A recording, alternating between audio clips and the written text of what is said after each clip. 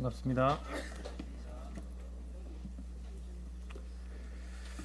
함께 출애굽기 34장 1절을 한번 찾아보시겠습니다.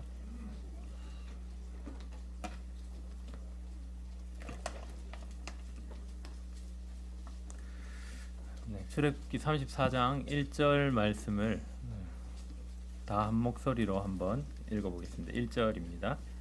네, 찾으셨으면 함께 읽어보겠습니다. 시작. 여호와께서 모세에게 이르시되 너는 돌판 둘을 처음 것과 같이 다듬어 만들라. 내가 깨뜨린 처음 판에 있던 말을 내가 그 판에 쓰리니. 성도님들 혹시 손편지 받아보신 적 있으신가요? 손편지 안 받아보신 분 한번 손 들어보세요. 못 받아보신 분.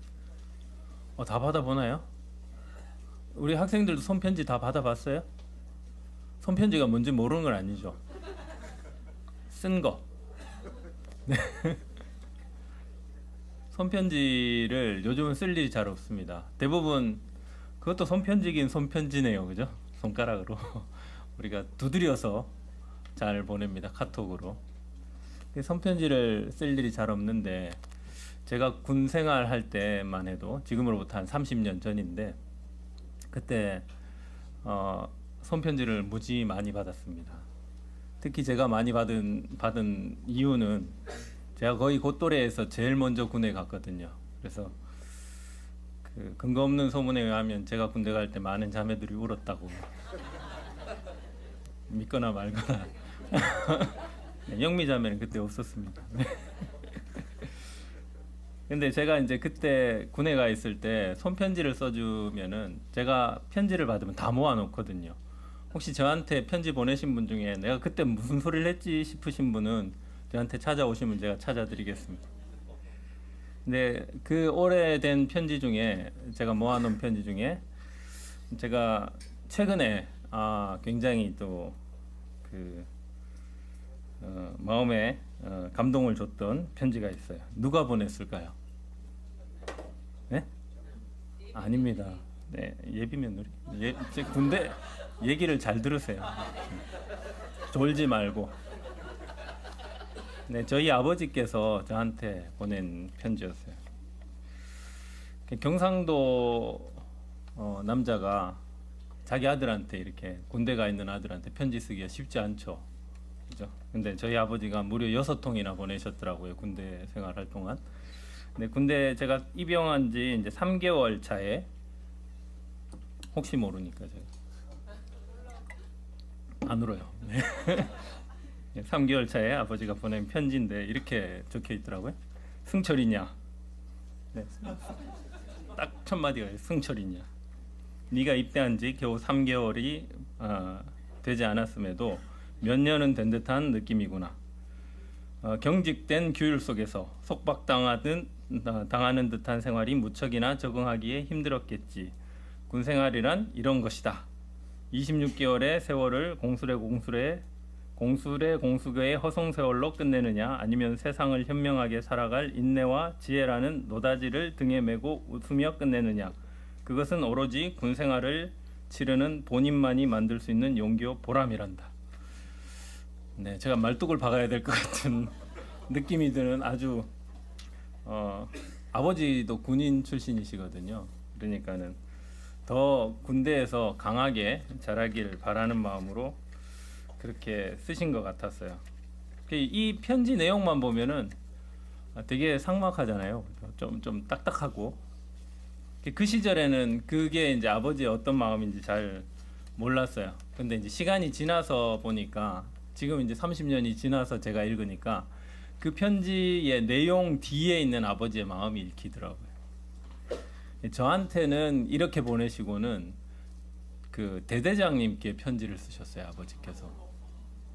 그리고 그 대대장님께는 이렇게 썼습니다. 기독교 안에서 자란 아이라 기가 약하기만 하던 안 울어요, 네. 약하기만 하던 아이가 입대 후 하루하루 다르게 대장부로 성장해가는 승철이를 보며 가슴 뿌듯한 감사를 느낍니다. 대대장님의 친동생처럼 아들처럼 돌보겠다는 말씀에 목이 메임은 부모들의 공통된 마음이 아닐까요? 부족한 점이 많더라도 격려와 애정 어린 눈으로 지켜봐 주시고 사나이다운 사나이로 키워주실 것을 부탁드립니다. 대대장님은 아마 이 편지를 저보고 이제 읽어보라고 주신 것 같아요. 대대장님 보냈는데 제가 다시 받았어요.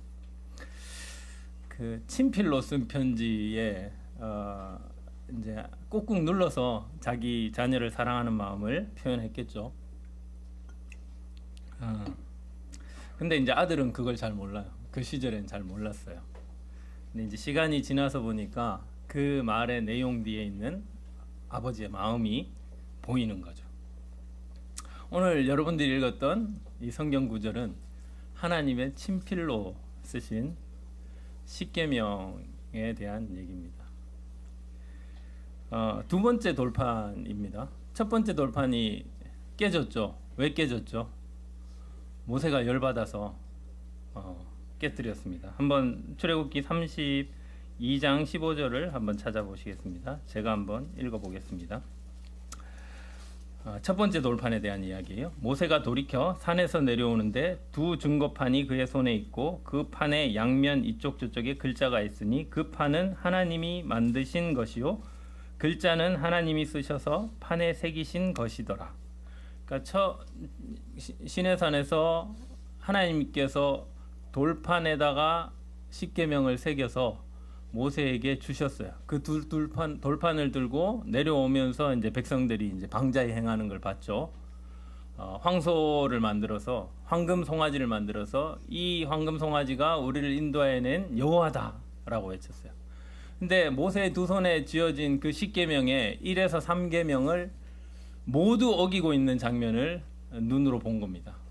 나 외에 다른 신을 두지 말라 했는데 아피스의 황소, 애굽에서 이미 신으로 추앙받는 그 황소 신이 있습니다. 그 아피스라는 신을 본딴 그 송아지를 만든 거예요. 자기들이 본 게 그거니까. 이렇게 애굽에서 있던 그 신이 우리를 인도한 거야 이렇게 생각을 한 거죠. 그래서 하나님을 그런 짐승의 형상을 한 아피스의 황소처럼 취급을 한 겁니다. 나 외에 다른 신을 두지 말라 했는데 다른 신인 거죠. 왜 그 아피스의 황소를 만들었을까요? 애국과 같은 그런 부를 우리에게 줄 수 있는 새로운 터전에 가서 우리 삶을 평화롭고 안락하고 부유하게 해줄 수 있는 그런 신을 기대했던 것 같아요. 앞으로의 우리의 안녕을 위해서 동원돼야 될 그 신, 다른 신을 지금 찾고 있는 거죠. 그리고 다른 하나님의 형상을 만들지 말라 그랬는데 형상으로 만들었어요. 그리고 세 번째는 망령되이 일컫지 말라 그랬는데 그 아피스의 황소를 향해서 이것이 여호와다 이렇게 말했죠. 십계명을 들고 그 하나님께서 써주신 그 계명의 잉크가 다 마르기도 전에 이 백성이 그 말씀을 어기고 있는 그 현장에서 모세가 화가 나서 그 십계명 돌판을 던져버렸습니다. 깨뜨려졌어요. 그리고 나서 그 백성들을 책망하고 그 중에 3천은 죽임을 당하고 하나님 앞에 모세가 나아가서 하나님의 은혜를 구합니다. 왜 은혜를 구했을까요? 율법을 들이밀어도 지켜내지도 못해요. 율법을 다 지키겠다고 자기들 이미 하나님 앞에서 구두로 약속을 했어요. 이 백성이. 우리가 다 지켜보겠습니다. 우리가 다 지킬 테니 우리를 당신 백성으로 삼아주시고 인도해 주십시오. 이렇게 구두 약속을 했던 백성이 모세가 산에 올라가서 40일 동안 시간이 지나는 동안 그와 같이 다른 신을 만들고 있었던 거죠. 그러면서 계명을 어겨버렸어요. 모세가 그들 앞에 그들을 하나님의 손 앞에 다 죽어야 될 그들을 중재하러 하나님 앞에 나아가서 하나님 당신의 은총대로 저희를 당신의 소유로 삼아 주십시오. 이런 얘기를 합니다. 근데 그에 앞서서 하나님께서 이 백성한테 이제 모세를 통해서 이렇게 말씀하시죠. 33장 1절을 먼저 보시겠습니다.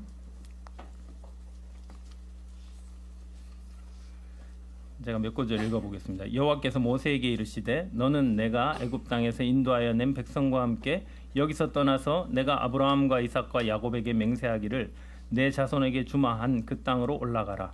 내가 사자를 내 앞서 보내어 가나안 사람과 아모리 사람과 헷 사람과 브리스 사람과 히위 사람과 여부스 사람을 쫓아내고 너희로 적과 꿀이 흐르는 땅에 이르게 하려니와. 요까지만 읽으면 이 백성이 잘못했는데 하나님께서 모든 약속을 해줘요. 니들이 가는 땅 다 줄게. 그리고 거기 있는 백성들 다 내가 몰아내줄게. 그런데 단서가 하나 있죠. 뭐죠? 나는 가지 않겠다죠. 3절 다시 읽어보겠습니다. 너희로 적과 꿀이 흐르는 땅에 이르게 하려니와 나는 너희와 함께 올라가지 아니하리니 너희는 목이 곧은 백성인즉 내가 중로에서 너희를 진멸할까 염려함이니라 하시니. 내가 너희랑 함께 가면 너희는 내 손에 죽어. 이대로라면은 너희는 살아남지 못해. 굉장히 무서운 말이죠. 그 어떻게 보면은 이런 말입니다. 엄마 말을 안 듣는 자녀한테, 자, 그럴 거면은 이제 너 우리 집에서 나가서 네 삶 네가 살아. 네 자유롭게 해줄게. 네가 나가서 살아. 그러면 그런 얘기 다 한 번씩 들어보셨죠? 그죠? 네. 근데 그때 어떻게 하세요? 싹싹 빌죠. 알아요. 나가면 안 된다라는 거. 우린 부모님 품을 떠나서는 살 수 없다는 걸 그 나이 때 알았어요. 그래서 부모님 말 안 듣고 자유롭게 살 수 있게 너 혼자 이제 나가서 살아라라고 얘기를 하면은 안 그러려고 하죠. 그리고 옆집 아저씨 말은 잘 들으면은 너 옆집 아저씨랑 살아 이렇게 해도 안 가죠. 그죠? 그런 거죠. 하나님께서 이렇게 얘기하는 거예요.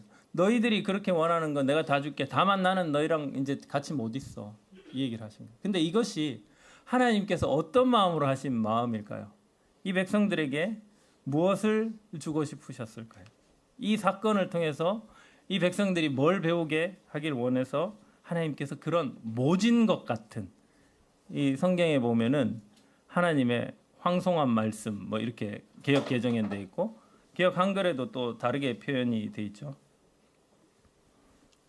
이 백성이 그 준엄한 말씀이라고 표현되어 있을 겁니다. 준엄한 말씀, 이 하나님의 말씀 앞에 어떤 마음을 갖기를 원했을까요?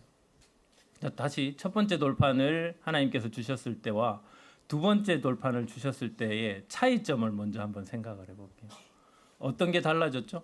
첫 번째 돌판과 두 번째 돌판의 차이를 혹시 읽으시면서 보신 적이 있으신가요? 둘 다 하나님의 친필이에요. 근데 달라진 게 하나 있어요. 처음 거는 돌판도 하나님께서 만들어 주셨어요. 돌판도 하나님께서 만들고 거기에 그 십계명도 하나님께서 쓰셔서 주셨는데, 두 번째 돌판은 모세에게 이렇게 말씀하시잖아요. 34장 1절에 모세에게 이르시되 너는 돌판 둘을 처음 거가 같이 다듬어 만들어라. 처음 거가 같이 똑같이 만들되 처음 거는 하나님께서 주셨는데 그건 모세가 깨뜨려 버렸죠. 근데 모세에게 깎아 만들라고 했어요. 왜 깎아 만들라고 했을까요? 하나님께서 처음처럼 만들어 주셔도 되잖아요. 근데 저는 이게 뭐 제가 맞다는 게 아닙니다. 모세가 그 돌을 깎으면서 어떤 생각이 들었을까 이런 마음이 들더라고요. 이 백성을 살리고 싶은데 근데 하나님의 계명을 지켜낼 수 있는 그 힘은 없는 백성이고, 그러니 하나님의 은총만 구해야 되는 그런 상황인데 하나님께서 모세 하나님 앞에 매달리는, 당신이 가시지, 이게 33장 뒷부분에 나옵니다. 당신이 가시지 않으면 우리는 안 갑니다. 당신이 우리와 함께 있기 때문에 우리 백성이, 이 이스라엘 백성들이 특별한 거지, 당신이 계시지 않는 이스라엘 백성이란 존재할 수 없습니다. 이런 호소를 한 거예요. 그 백성 그걸 중지한 거죠. 그런 얘기를 할 때 하나님께서 그래 좋다. 네가 말하는 대로 내가 따라갈게. 그리고 다시 하신 말씀이 네가 돌판을 첫 번째 것과 똑같이 깎아라. 그리고 올라오면 내가 거기다가 계명을 써주겠다. 이렇게 해서 모세의 마음에는 드디어 하나님께서 이 백성을 받아주시려나 보다라는 마음이 들지 않았겠습니까? 이 백성의 그 중한 죄에도 불구하고 하나님께서 자신들과 함께 가주실 것 같은 그런 마음이 들었겠죠. 얼른 만들었을 것 같아요. 급한 마음으로. 그리고 그 계명을 처음엔 하나님께서 써주셨을 때는 산에 올라가서 하나님의 영광스러운 모습, 거룩한 모습만 봤겠죠. 근데 그 계명을 들고 내려오면서 이 백성이 이 계명 앞에서 무능하다라는 것을 현장에서 목격하고는 그걸 깨트려 버리고는 이제는 다시 그 돌판을 자기가 직접 깎으면서 이 계명의 무게감을 느꼈을 것 같아요. 이걸 우리가 지켜낼 수 있을까? 과연 나는 하나님 앞에서 나도 이걸 다 지켜낼 수 있을까? 오히려 그 분노를 참지 못하고 계명을 던졌던 자기 모습도 하나님 앞에서 죄악된 모습으로 느껴지지 않았을까? 아무튼 모세는 그 돌판을 깎으면서 그 마음에 이 계명에 대한 엄청난 무게감을 느꼈을 것 같아요. 하나님께서는 어쩌면 그 모세가 그 돌판을 깎으면서 그런 생각을 하도록 하신 것 같아요. 그 생각을 하면서 이 백성이 율법을 지켜내서 거룩하신 하나님 앞에 설 수 있겠느냐라는 그 질문을 그 마음속에 하셨을 것 같아요. 오늘날을 사는 우리는 어떻습니까? 율법 앞에서 여러분들 어떤 마음이 드세요? 하나님의 계명 앞에서 내가 그 하나님의 계명을 다 지켜서 설 수 있는 그 능력이 나한테 있을까? 하루하루를 살아가면서도 내가 하나님의 계명을 다 준행하여서 하나님 앞에 설 수 있는 자격을 얻을 수 있는 존재인가? 우린 계명 앞에서 작아지는 우리를 보게 되는 거죠. 그런데 하나님께서는 그 경험을 우리로 하게 하세요. 왜 율법을 먼저 내미실까요? 오늘날은 은혜로 구원받고 예수 그리스도로 인하여서 우리의 죄가 다 사함받았고 예수 그리스도는 이미 우리가 태어나기도 전에 이 땅에 오셔서 우리 죄를 다 갚아주셨으니까 우린 율법과 상관없어. 그럴까요? 아닙니다. 예수님은 율법을 완성하러 오셨다 그랬잖아요. 우리 모두도 주님 앞에 구원받기 전에 율법 앞에 서야 됩니다. 왜? 우리가 얼만큼 하나님 앞에 설 수 없는 그런 죄악된 존재인지를 율법 앞에 판단받아야 됩니다. 그 마음이 되지 않고서는 하나님께서 우리를 허용하신 그 사랑의 깊이와 그 은혜의 크기를 우리는 모르기 때문이에요. 그래서 이 백성에게 하나님께서는 모진 모습처럼 보일지라도 이 백성에게 이렇게 말씀하시는 거예요. 이대로라면 나는 너희와 함께 갈 수 없어 라고 얘기를 하시는 거예요. 모세가 그런 하나님 앞에 33장 15절에서는 이렇게 말했어요. 모세가 여호와께 아뢰되 주께서 친히 가지 아니하시려거든 우리를 이곳에서 올려보내지 마옵소서. 저는 예전에 제가 이 33장 말씀으로 한번 말씀을 나눈 적이 있었는데 여기 주께서 친히 가지 아니하시려거든 이라고 할 때 그 친이라는 단어가 파님이라는 단어입니다. 하나님의 얼굴이에요. 얼굴을 파님이라고 그래요.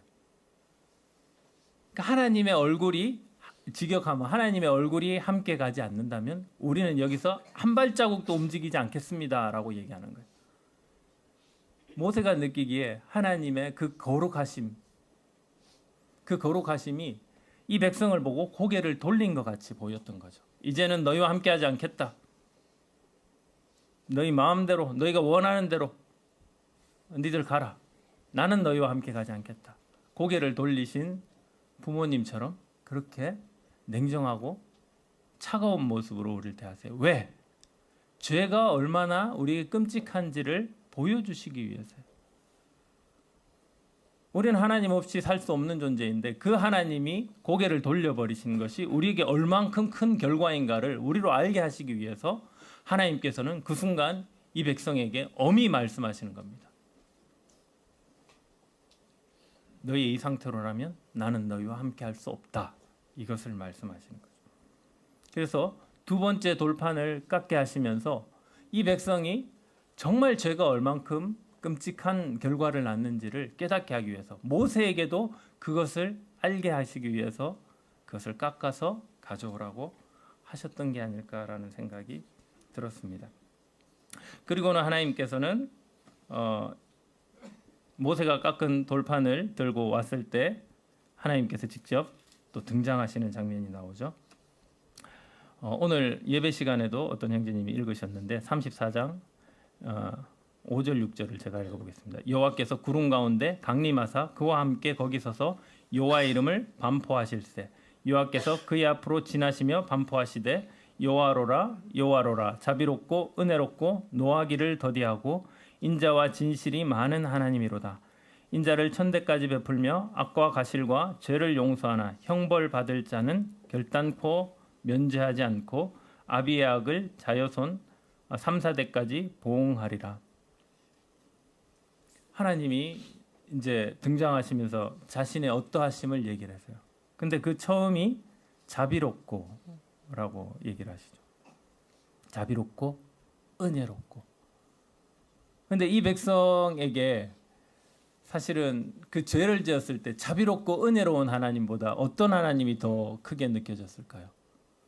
두려운 하나님이겠죠. 두려운 하나님.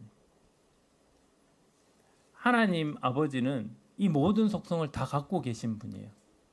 우리가 생각할 때도 우리의 부모님이 친절하고 상냥하고 화도 잘 안 내고 늘 그렇게 괜찮다, 그럴 수도 있지 이렇게만 말해주길 원하잖아요. 근데 항상 그렇던가요?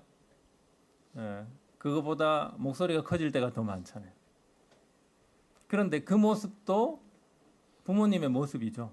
무서운 모습도 부모님의 모습이고 친절한 모습도 또 나를 애정 어린 손길로 만져주실 때도 내 부모님의 모습이에요. 다 부모님의 모습입니다. 하나님도 자비로우시지만 공의롭고 죄를 벌하지 않고 넘어가시지 않는다고 하셨어요. 면하지 않겠다. 이것이 이제 하나님의 속성입니다. 그 하나님의 속성을 모세 앞에 등장하시면서 얘기를 하시는 거죠. 이런 하나님을 알려주시되 지금 이들이 지금 겪고 있는 순간에서는 두려우신 하나님이 경험되어지는 거죠. 두렵지만 그 하나님이 용서해 주시면서 이렇게 말씀하시는 거예요. 나는 자비롭고 은혜롭고 노하기를 더디한다. 그리고 너희들을 용서는 해주겠다. 하지만 벌을 면하지는 않겠다라고 얘기를 하시는 거죠. 이 모든 모습이 하나님의 어떠하신 모습입니다. 그런 하나님을 단계적으로 우리에게 알려주시는 거예요. 우리 인생 속에서 알려주고 가시는 거죠. 지금은 이스라엘 백성과 광야의 걸음을 시작하기 전에 하나님께서 자신의 모습을 하나씩 하나씩 이 백성에게 알려주시는 겁니다. 그 가운데는 두려우신 모습도 있고 자비로우신 모습도 있고 은혜로운 모습도 있어요. 이거는 다중인격이 아닙니다. 한 사람의 온전한 사람이 사랑을 표현할 때 다 나타나는 속성들이에요. 우리 부모님에게 나타났듯이. 그러나 사람은 온전치 못하죠. 그리고 사람은 완전한 감정으로 대하지 못하고 불완전한 감정으로 대할 수 있지만 하나님께서는 이 모든 속성을 완전하신 지혜와 속성 가운데서 나타내셔요. 그런데 이 백성들이 자신을 그렇게 알아가는 과정 속에서 하나님이 어떤 분이구나 이걸 배워가게 하시기 위해서 지금 이런 사건마다 하나님을 보여주고 계시는 겁니다. 그 수준에 맞게. 그러면서 하나님께서 친필로 이제 써서 십계명을 주시죠. 자, 이제 이 하나님께서 친필로 써 주실 때 그 십계명 안에 우리가 그냥 표면적으로 봤을 때 이 십계명은 되게 우리한테 어렵고 우리가 지킬 수 없는 거고 이렇게만 생각하잖아요. 그런데 그 십계명 안에 하나님께서 담아 놓으신 진짜 그 의미가 뭘까? 진짜 그 사랑의 마음은 뭘까? 저희 아버지께서 이 편지를 써 주실 때 그 마음 속에 담았던 자식 사랑이 배경에 돼 있듯이 이 하나님께서는 어떤 마음으로 그걸 쓰셨을까를 제가 생각하면서 한 가지 질문을 한번 해봤어요. 하나님께서 친필로 이렇게 직접 써서 주신 그 말씀이 성경 어디에 또 나오는 곳이 있을까? 그 질문을 한번 해봤습니다.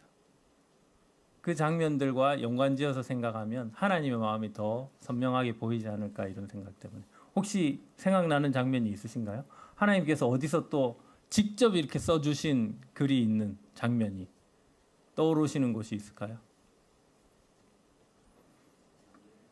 네, 다니엘서 5장에 나오죠. 네, 다니엘서의 5장에 보면 벨사살 왕이 잔치를 벌입니다. 흥청망청. 자기의 선조인 느부갓네살 왕이 하나님께서 은혜를 베푸셔서 그가 회개할 수 있는 기회를 주시고 그 인생을 하나님을 찾을 수 있도록 기회를 주셨는데, 이 벨사살 왕은 그 느부갓네살 왕의 그 앞선 길을 쫓지 않았어요. 그래서 왕궁에서 바벨론의 그 부흥을 위해서 잔치를 벌이고 막 이렇게 있었어요. 근데 그날이 사실은 그날 밤에 고레스 왕이 다스리는 그 메대와 바사에 의해 멸망을 당하게 됩니다. 근데 그 당일날 그 흥청망청 잔치를 벌이고 있는데 갑자기 벽에서 사람의 손 같은 게 나타나서 글을 쓰죠. 그때 뭐라고 썼어요? 메네메네 데겔 우바르신이라고 씁니다. 근데 아무도, 거기에 있는 모든 바벨론의 술사들이 아무도 못 풀어요. 그런데 다니엘이 그거를 해석을 해줬죠. 하나님의 저울에 왕이 달려 부족함이 비추어졌습니다. 부족함을 보였습니다. 이것은 하나님께서 심판을 말씀하시는 거예요. 벨사살 왕은 그 얘기를 듣고 하나님 앞에 회개했던 게 아니고 다니엘을 셋째 가는 7일야로 이제 높여주고 조서 써가지고 이제 다니엘은 셋째 가는 7위자다라고 공표한 일로 끝납니다. 그리고는 그날 멸망을 당하게 되죠. 메데 바사로 이제 왕국이 갈리는 사건이 됩니다. 하나님께서 그의 멸망 직전에 선고하신 겁니다. 선고. 그거는 경고가 아니고 선고하신 겁니다. 너는 이제 끝났어라고 얘기를 합니다. 하나님의 두려운 심판을 보여주신 거죠. 메네베네 데겔 우바르신.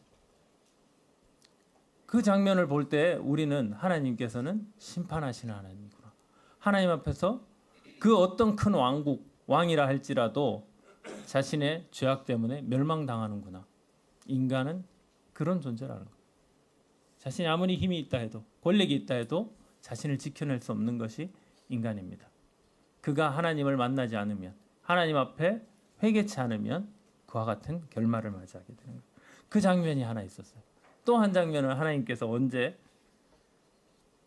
또 글을 쓰셨을까요? 친필로.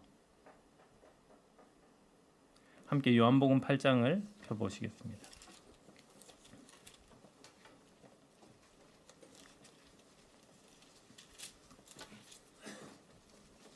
2절부터 제가 좀 읽겠습니다. 8장 2절입니다. 아침에 다시 성전으로 들어오시니 백성이 다 나오는지라 앉으사 그들을 가르치시더니 서기관들과 바리새인들이 음행 중에 잡힌 여자를 끌고 와서 가운데 세우고 예수께 말하되 선생이여 이 여자가 간음하다가 현장에서 잡혔나이다. 모세는 율법에 이러한 여자를 돌로 치라 명하였거니와 선생은 어떻게 말하겠나이까. 그들이 이렇게 말하면 고발할 조건을 얻고자 하여 예수를 시험함이로라. 예수께서 몸을 굽히사 손가락으로 땅에 쓰시니 그들이 묻기를 마지 아니하는지라. 이에 일어나 이르시되 너희 중에 죄 없는 자가 먼저 돌로 치라 하시고 다시 몸을 굽혀 손가락으로 땅에 쓰시니 그들이 이 말씀을 듣고 양심의 가책을 느껴 어른으로 시작하여 젊은이까지 하나씩 나가고 오직 예수와 그 가운데 섰는 여자만 남았더라. 예수께서 일어나사 여자 외에 아무도 없는 것을 보시고 이르시되 여자여 너를 고발하던 그들이 어디 있느냐. 너를 정죄한 자가 없느냐. 대답하되 주여 없나이다. 예수께서 이르시되 나도 너를 정죄하지 아니하노니 가서 다시는 죄를 범하지 말라 하시니라. 하나님이 땅에 친필로 쓰시는 장면이 나오죠. 예수 그리스도는 육신으로 오신 하나님이십니다. 그 하나님께서 땅에 글을 써요. 이 장면은 잘 아시는 장면이죠. 사람들이, 그러니까 서기관과 바리새인들이 이 음행 중에 현장에서 잡힌 그 여인을 끌고 와서 예수님 앞에 의도적으로 내미는 거야. 그리고 모든 군중들을 선동해서 돌로 칠 준비를 하고 왔습니다. 그리고 예수님 그렇게 누구라 그러죠? 창녀와 세리와 먹고 즐기는 자라고 그들 앞에 이제 들려지는 거죠.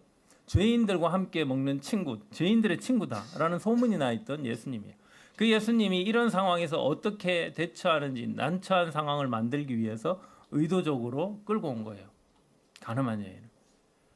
돌을 들고 예수님께 이렇게 말합니다. 모세 율법에 이러한 여자를 돌로 치라 명하였거니와. 모세 율법, 우리가 오늘 그 봤던 그 계명판을 깎아가지고 하나님 앞에 가서 친필로 하나님께서 새기신 그 돌판, 그 모세 율법 가지고 이 예수님 앞에서 이 여인을 정죄하죠. 모세는 돌로 치라 하는데 당신은 어떻게 하겠습니까? 라고 묻습니다. 사실 우리 모두가 그 모세 율법 앞에서는 이 돌로 맞아 죽어야 될 존재들인 거죠. 그 여인뿐만 아니고 그 모인 무리 모두가 그럴 거예요. 그런데 그런 장면에서 예수님께서는 어떤 행동을 취하십니까? 6절에 몸을 굽히사 손가락으로 땅에 쓰시니라고 나오죠. 몸을 굽히사. 너무 뜬금없는 상황이죠. 그 군중들이 지금 막 과열돼서 언제 돌을 한 명이 던지면은 우르르 어디서 던질지도 모르는 그런 상황에서 예수님께서 너무 태연하게 무릎을 구부리시고 몸을 숙이셔서 땅에다 글을 쓰시는 거예요. 여기서 몸을 굽히다라는 표현이 나오죠. 어쩌면 예수님께서 이 모든 것들을 행동이든 말이든 이 모든 것들을 통해서 우리에게 전달하고 싶어 하시는 메시지가 있는 것 같아요. 그 몸을 숙이는 동작은 사실 자비라는 단어의 의미와도 굉장히 닮아 있습니다. 여호와라 여호와라 나는 자비롭고라고 나오는 그 자비 라훔이라는 단어의 의미가 뭐냐면은 부모가 자식을 향한 애틋한 마음을 나타낼 때 그 라훔이라는 단어를 쓰고요. 또 하나는 큰 자가 작은 자를 섬길 때 몸을 굽부려서 그에게 친절을 베푼다라는 의미로 쓰여집니다. 하나님께서 몸을 구부리고 우리 인생을 향해서 긍휼을 베푸시는 그 모습을 예수님께서 몸으로 보여주시듯이 몸을 굽부려 땅에다 글을 쓰고 계시는 거예요. 그 땅에다가 뭐라고 쓰셨을까요? 한번 생각해 보신 적이 있나요? 성경에 나오지 않지만 뭐라고 쓰셨어요? 여기서부터는 이제 상상력을 발휘해 보도록 하죠. 예수님께서 땅에 처음에 쓰셨을 때 제 생각에는 어쩌면 메네메네 데겔 우바르신과 같은 의미로 쓰시지 않았을까. 너희 모두 하나님의 저울에 달려 부족하지 않은 자가 있느냐? 라는 질문을 던지시지 않았을까. 왜 그렇게 생각을 했냐면은 예수님께서 7절에 저희가 묻기를 맞이 아니하는지라. 계속해서 예수님께서 굽부려서 쓰시니까는 재촉하는 거죠. 이에 일어나 가라사대 너희 중에 죄 없는 자가 먼저 돌로 치라. 일순간 검사의 자리에 있던 그 돌을 든 무리들이 예수님의 한마디에 모두 피의자로 바뀌는 순간입니다. 모두 죄인으로 바뀌는 순간이에요. 너희 중에 죄 없는 자가 먼저 돌로 치라. 그 얘기를 듣고 사람들이 어떻게 했을까요? 예수님은 그 얘기 한마디 던져놓으시고 다시 몸을 굽히세요. 8절 다시 몸을 굽히사 손가락으로 땅에 쓰시니. 뭐라고 쓰셨을까요? 처음에 쓰실 때는 제가 방금 말씀드렸듯이 메네메네 데겔 우바르신 혹은 십계명을 쓰시지 않으셨을까? 그 십계명 앞에 우리는 다 죄인으로 드러나니까 계명을 다 쓰시지 않았을까? 그리고는 너희 중에 죄 없는 자가 먼저 돌로 치라 하시고 다시 숙이고는 뭐라고 쓰셨을까요? 그동안 사람들은 양심의 찔림을 받아서 어린아이부터 어른까지 다 자기가 진 돌을 내려놓고 그 자리를 떠나버렸습니다. 모두가 율법 앞에서 정죄를 당하는 순간이었죠. 두 번째 예수님은 뭐라고 쓰셨을까요? 이것도 제 그냥 추측입니다. 아마도 두 번째 쓰실 때 영어로 하자면 pay free라고 쓰시지 않았을까? 헬라어로는 테텔레스타이, 다 지불했다, 지불 완료, 지불 완료. 예수님께서 하시고자 하는 일이 그거죠. 내가 다 이루겠다. 예수님께서 십자가에서 하셨던 그 말씀, 너희들로는 안 된다. 내가 다 지고 가겠다. 다시 무릎을 굽으려 쓰셨을 때는 그 십계명, 그 앞에 빼곡히 써놓으신 십계명 끝에다가 내가 이루겠다. 내가 이 율법을 완성하고 너희에게 의로움을 주겠다라고 쓰시지 않았을까? 예수님이 가셨던 길이 바로 그겁니다. 어쩌면 하나님께서 처음 그 계명을 주셨을 때, 그리고 그 백성이 방자에 행해서 하나님 앞에 범죄했을 때, 그 순간에까지도 하나님께서는 십계명을 주면서 이러길 바라시지 않았을까? 하나님 앞에 우리는 설 수 있는 힘이 없습니다. 하나님께서 저희 삶에 찾아와 주셔서 저희를 고쳐주시고 저희를 이끌어 주시고 저에게 은혜 베풀어 주십시오. 당신이 아니고서는 제게 어떤 답도 있을 수 없습니다. 이거를 바라셨을 것 같아요. 근데 그때가 될 때까지 하나님께서는 이 일을 끝내지 아니하시고 계속 하신 거죠. 예수님께서 이 땅에 오셔서도 이 여인을 끌고 나와서 사람들이 끌고 나와서 이 여인을 정죄했지만 사실은 그 여인을 통해서 자신들이 정죄받는 그 모습들을 통해서 깨닫기를 바라셨겠죠.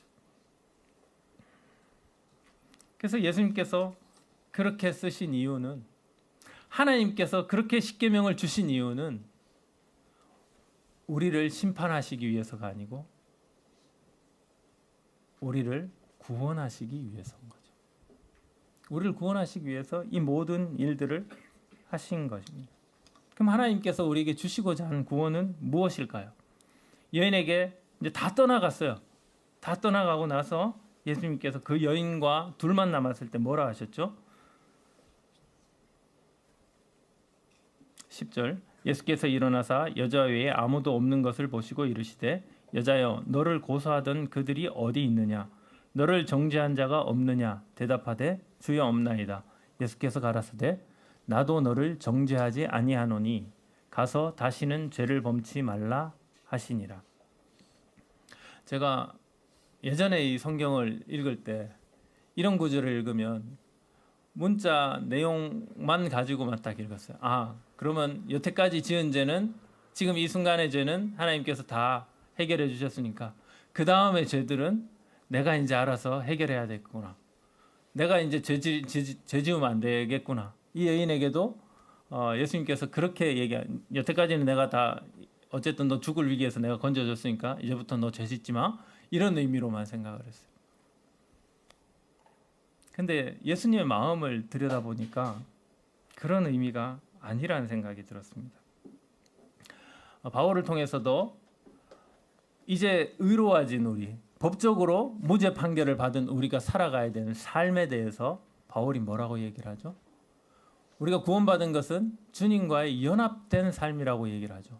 그리스도와 함께 죽고 그리스도와 함께 살아서 이제 그 사신 주님과 함께 살아가고 우리 안에 내주하시는 성령님이 우리를 인도해가는 삶이 우리의 삶이라고 얘기를 하세요. 이 여인에게 주님께서 이렇게 말씀하시는 것은 죄가 너를 이제 지배하지 못하게 해라. 죄가 너를 얼마나 괴롭히는지, 너를 얼마나 끔찍한 현장에 서게 하는지를 네가 안다면 다시는 이 죄로 인해서 네가 고통받지 말라. 이런 의미로 해주신 말씀처럼 들렸어요. 그것이 바로 우리에게 하나님께서 명하시는 성화의 삶의 출발인 거죠. 우리는 여전히 육신을 입고 있기 때문에 죄의 유혹도 받고 죄에 넘어질 수 있는 그런 상황들이 생깁니다. 근데 법적으로는 예수 그리스도께서 우리를 죄 가운데서 해방시켜 주셨어요. 근데 그걸로 딱 법적인 해결만 해주시고 자 이제 빠이빠이 각자의 삶을 살자 이러셨을까요? 아닙니다. 예수님께서는 우리를 구원하시는 즉시 우리의 삶에서 성화의 일을 시작하십니다. 성령이 내주하시고 우리를 인도해 가시죠. 무릇 성령의 인도함을 받는 그들은 모두 하나님의 자녀다, 아들이다 라는 말씀을 하셨잖아요. 그래서 그 삶은 분리된 삶이 아니에요. 구원이라는 것은 내가 의로워진 칭의, 그걸로 끝나는 게 아니고 칭의에다가 성화가 시작이 되고, 그 성화는 어디까지 우리를 인도해 가냐면 영화까지 끌고 갑니다. 부르시고 의롭다 하시고 영화롭게 하시는, 그것을 다 합쳐서 구원이라고 합니다. 우리가 때로는 죄사함 받는 그 구원만 가지고 얘기를 하다 보니 그것이 끝인 줄 아는데, 성경은 그렇게 말하고 있잖아요. 예수님도 이렇게 말씀하시는 것이 네 혼자 이제 알아서 살아라 라는 의미로 주신 것이 아니라는 거예요. 예수님께서 십자가를 통해서 우리에게 주신 그 은혜는 바로 이제로부터 너를 구원하고 내가 너와 영원히 함께 하겠다라는 그 약속이 우리 가운데 임한 것입니다.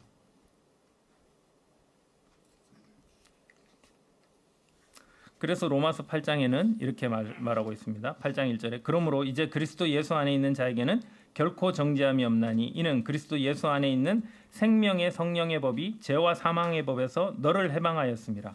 율법이 육신으로 말미암아 연약하여 할 수 없는 그것을 하나님은 하시나니 곧 죄로 말미암아 자기 아들을 죄 있는 육신의 모양으로 보내어 육신의 죄를 정하사 육신을 따르지 않고 그 영을 따라 행하는 우리에게 율법의 요구가 이루어지게 하려 하심이니라. 육신을 따르지 않고 이제 영을 따라 행하는, 성령의 인도하심에 귀 기울이고 그 길을 가고자 하는 그들에게 율법의 요구가 이루어지게 하시려는 게 하나님의 뜻이라는 거예요. 예수 그리스도께서 하신 일이라는 겁니다. 그래서 우리가 하나님 안에서 살아가는 삶을 살게 하시려고 우리를 구원하신 거예요. 그리고 장차 우리가 영화로운 몸으로 변화돼서 영원히 하나님과 함께 살아갈 그 삶을 우리에게 주시고자 구원하신 겁니다. 죄사함은 시작일 뿐인 거죠.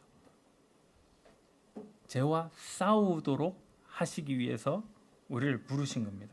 그래서 친필로 쓰신 그 주님의 진짜 마음이 무엇인가? 히브리서 12장 6절을 한번 제가 읽어드리겠습니다. 흠정역으로 한번 읽어봐 드릴게요. 주께서 사랑하는 자를 친히 징계하시고 자신이 받아들이는 아들마다 채찍질 하시느니라 하셨느니라. 너희가 징계를 견디어내면 하나님께서 아들을 대우하듯 너희를 대우하시리니 아버지가 징계하지 않는 자가 무슨 아들이냐. 하나님께서 우리를 율법 앞에도 세우시고 또 넘어졌을 때 우리를 따끔하게 야단치시고 또 때로는 고개를 돌리시는 것 같이 준엄해 보이는 모습으로 우리 앞에 서실 때 그 모든 것이 아버지의 사랑이구나라는 것을 우리가 알아야 돼요. 2025년 한 해 동안 우리 교회 가운데는 아픈 일이 2번 있었죠. 교회 가운데 치리가 2번 있었어요. 그러나 아버지의 마음이 뭘까요? 교회도 똑같은 마음입니다.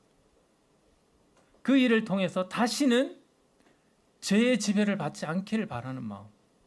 죄가 우리를 더 이상 괴롭히지 못하도록 하나님 안에서 자유할 수 있도록 우리에게 그 죄로 멀어지게 하기 위해서 교회도 그런 치리를 하는 겁니다. 회복을 위해서라는 거예요. 그러한 주님의 마음을 알고 이제 26년 한 해는 우리가 어떤 모습으로 살면 좋을까요? 히브리서 12장 4절에서는 이렇게 말합니다. 너희가 죄와 싸우되 아직 피 흘리기까지는 대항하지 아니하고. 하나님께서 이제 우리에게 그 큰 은혜를 베풀어 주셨다면, 그리고 지금도 여전히 하나님 안에서 살아갈 수 있도록 죄와 싸울 기회를 우리에게 주신다면, 우리는 이제 그 하나님의 자녀답게, 아들답게 죄와 피 흘려 싸우기까지 해보는 삶을 살아봤으면 좋겠습니다. 그게 아버지를 우리가 아는 모습이 아닐까요? 기도하고 마치겠습니다. 아버지 하나님, 돌판에 새기신 그 하나님의 마음도 바닥에 새기신 그 예수님의 마음도 모두가 저희를 향한 하나님의 사랑이었음을 보게 됩니다. 저의 마음이 딱딱하게 굳어 있어서 하나님의 사랑을 알아보지도 못하고 하나님의 그 애끓는 마음도 알지 못하고 저희는 저희의 탐욕대로 죄악을 즐기고 하나님을 아프게 하는 그러한 삶을 살았습니다. 주님, 저희의 눈을 뜨게 해주셨고 이제 죄가 저희에게 얼마나 끔찍한 건지를 알려주셨기에 더 이상 죄가 우리를 지배하지 않도록 그 죄의 종로로 타지 않도록 주님, 저희가 이제는 저희 손을 붙들고 계신 그 주님을 의지하여 이 죄와 싸우기를 원합니다. 주께서 피 흘리기까지 저희를 사랑하셨듯이 저희는 주님을 사랑하는 마음으로 이제 죄와 싸우고자 하는 마음이 저희 가운데 생겼음을 인하여 감사드립니다. 여전히 저희가 죄에 연약하고 약한 모습이 있을지라도 이제는 저희가 혼자가 아님을 저희가 잊지 않게 하여 주시고 주님과 함께 이 길을 걸어가며 죄와 싸워 이기는 경험을 저희 삶에 할 수 있도록 주님 함께 하시고 그로 인하여서 저희 삶에 그리스도를 닮아가는 그 경험을 그 기쁨을 누릴 수 있도록 주님 저희를 주장하여 주시기를 구합니다. 감사드리며 우리 구주 예수 그리스도 이름으로 기도했습니다.